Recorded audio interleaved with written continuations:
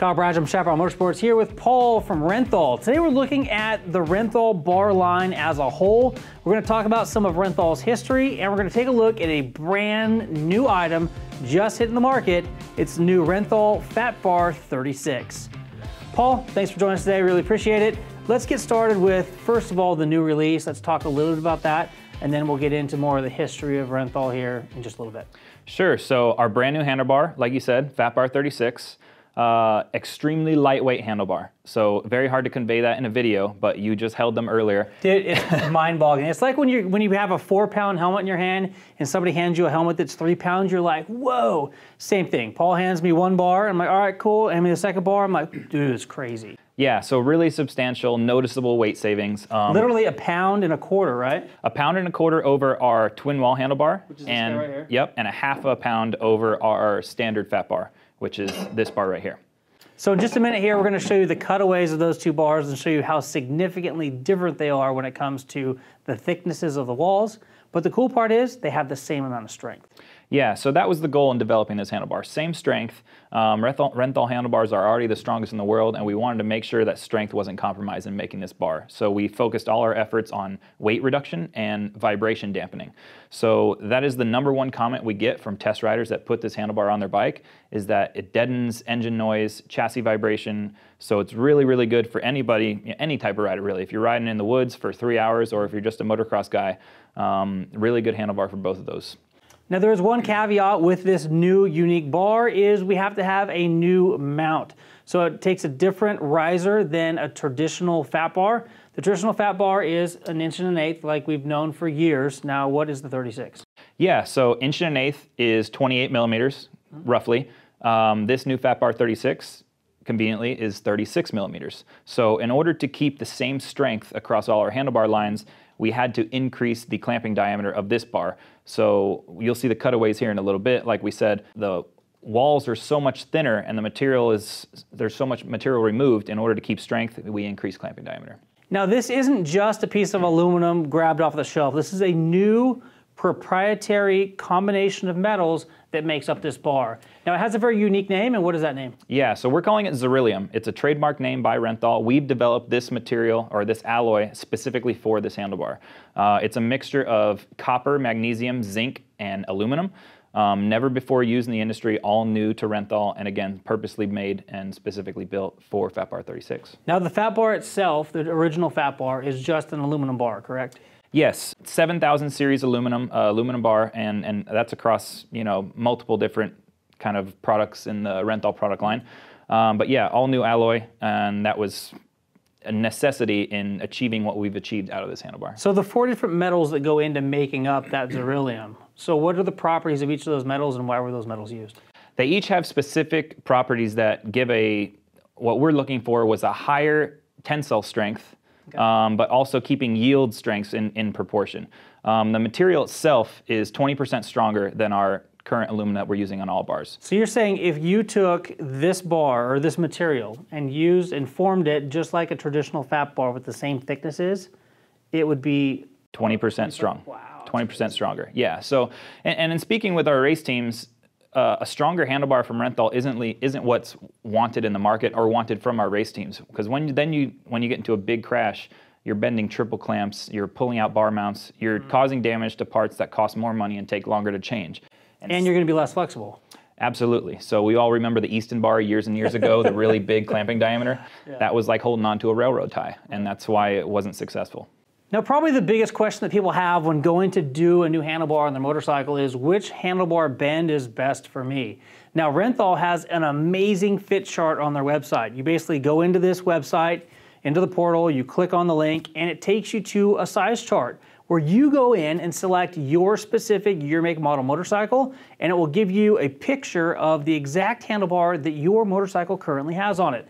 You can then select different Renthal handlebars that overlay on the top of that, showing you just exactly the changes. Is it going to have more sweep? Is it going to be higher? Is it going to be wider? All those dimensions are there. Now, Paul, I just gave a very basic description of what that tool looks like. What else do users need to know when looking at the tool? So yeah, it's called our Works Fit tool, and it's extremely important. and useful. And I'm sure we've all been that customer that have gone to a store, picked up a handlebar off the rack, kind of looked at it and said, yeah, I think this is what I want. Then you get home, put it on your bike in the garage, and it's not exactly what you want. So this takes all the guesswork out of purchasing and buying a handlebar, which can be very, very confusing, especially to the uneducated customer, right? So this tool really solves that. And you can even input OEM handlebars into it. So say you're a Kawasaki KX450 rider at 2020, you can input that motorcycle into our tool and it'll pull up the handlebar that comes stock on that bike. It'll put a picture of it on the screen, and it'll also bring up the dimensions of it. So then now you can scroll through every Renthal handlebar product that we have and overlay it with that bar. So now say you love your stock Cowie bend, but you want something a little bit lower. You can now find a handlebar that has the same exact sweep, same width, but it's lower. So it gives you the options, basically. It takes the guesswork out of buying a handlebar. It's extremely, extremely useful. And yeah, we just really want to get the word out about it because it'll give the buyer some confidence in selecting a handlebar. It's pretty awesome. Another neat feature they have is if you're riding a motorcycle that already has an aftermarket handlebar that you need to swap, but you want to go with Renthal, you can actually put that aftermarket handlebar dimensions into the website, and it will tell you the comparable Renthal bar that will give you the exact same measurements. It's pretty phenomenal. Very, very cool, yeah. So the three most important specs you want to pay attention to in a handlebar are width, height, and sweep. Those measurements are measured universally across all handlebar brands. When you get into talking about rise, control area, clamping area, those are a little bit more gray. So don't worry so much about those. But the three specs to keep in mind are height, width, and sweep, and those are the specs that a rider will feel when he sits on his motorcycle. Now when it comes to height, we're looking at center of the bar to center of the bar here, correct? Yes, center to center. And width obviously is from end to end, and sweep is going to be from the center of the bar here towards you. Right, pullback, some people call it. Yeah, pullback. Now we talked a little about sizing of handlebars and kind of what to look for and how to find the best bar for your application. Let's talk a little bit about the 4 basic bars that Renthal has. Renthal has a 7/8" bar, which is pretty much going by the wayside, but if you have an older model that has a 7/8" bar, Renthal has that for you. They also have risers that you can upgrade to take that 7/8" bar to a 1 1/8", but that's a whole nother story. So 7/8, we have a 1 1/8" fat bar, we have the twin wall bar, and now we have the 36.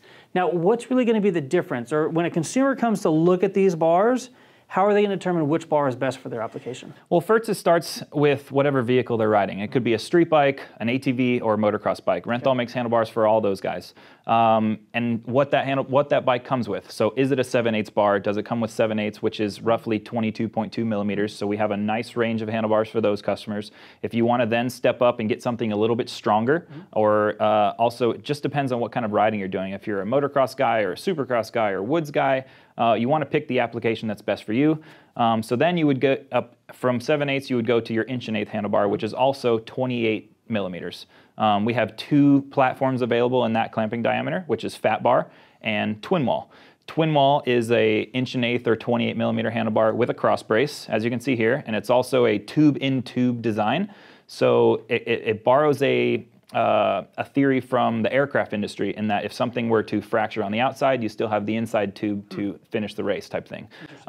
Also, the strongest handlebar that you'll find in the world is the twin wall handlebar. It's a very heavy handlebar though as compared to the other bars in the Renthal lineup. The Fatbar36 does make it feel heavy for sure, but this is our best-selling handlebar line, is the twin wall. Wow. So moving up to the fat bar. So if a customer wanted something a little bit lighter and a little bit more flexible, they're going to go with the fat bar. Correct, yeah. So 1 1/8" clamping diameter that tapers down to 22.2 for standard grips controls. Again, 28 millimeter clamping diameter, or 1 1/8", same thing. More flex than the twin wall, like you just said. Different bends, different colors, no crossbar. So you'll use the square kind of crossbar pad for this style handlebar. Perfect. And now we have the brand new bar on the market. It's this guy right here on the stand, and it is the Fatbar36. Yeah, so again, we've increased clamping diameter here to 36 millimeters, extremely lightweight, extremely good at reducing vibration. So the 2 kind of headliners of this handlebar are reducing vibration and decreasing weight. You won't find a handlebar in the world that is better at that than the Fatbar36. So now that we talked about the differences between those 4 different bars, I really want to hone in on the differences between the traditional fat bar that we're used to and the new 36. So here we have the traditional fat bar, and I'm going to grab the new 36. What we're going to look at here are the differences between these 2 handlebars. Now, Paul, when looking at this, what are we seeing? So this is a cutaway of each of those bars that shows you the difference in the wall thickness. So when we speak about the immense weight savings that you're saving in Fatbar 36, this is our proof. So as you can see, the wall thickness is very, very thin, and immediately people will think, oh, that's not safe, that's not as strong, that's weaker. But that's why we've increased the clamping diameter to 36, because we've maintained the same strength, and this handlebar will perform in a major crash or a major accident the same way this one would. Now take a look at this quick little video clip that we're seeing the inside of the Renthal factory. We're looking at the type of testing that they do. Look at the weight that's being dropped on the end of this bar and look at how much they flex. This is really incredible.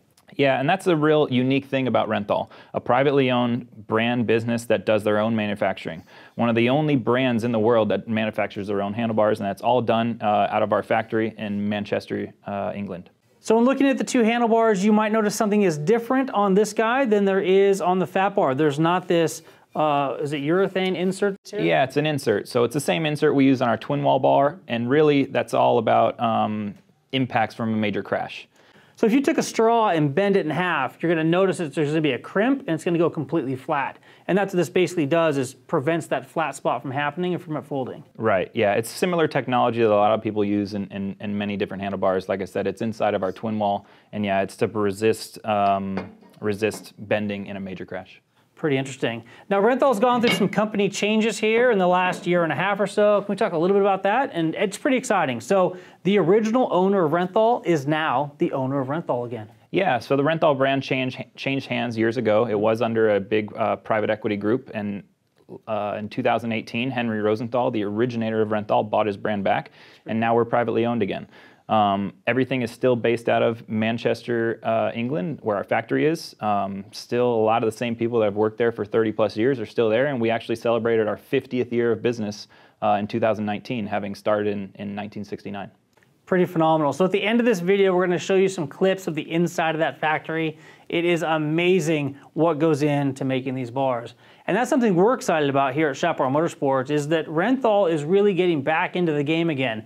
Now that Henry is now the owner again and looking at what he wants to do to the business, kind of revamping things and getting things back on the map, we're going to see new products from Renthal, more so than we have seen in the past several years. That's really exciting. Yeah, we have a lot of great ideas in the hopper, this being the first one. And we really want to get more aggressive and show our ability to the industry of what we can create and what we can make. So I'm excited to be back here in, yes, some months' time and go over some new products with you. Fantastic. Anyway, this is Paul from Renthal. Thank you for watching. If you have any questions about any of the Renthal products you've seen today, please leave a comment below. I will be able to answer those questions for you, and if I don't have an answer, Paul will be able to get that answer for us quickly. Please, if you like this video, give it a thumbs up. If you like Renthal, give it a thumbs up. If you want more action like this coming directly to your inbox, please hit that subscribe button and the notification bell. Until next time, and as always, take care and ride safe out there.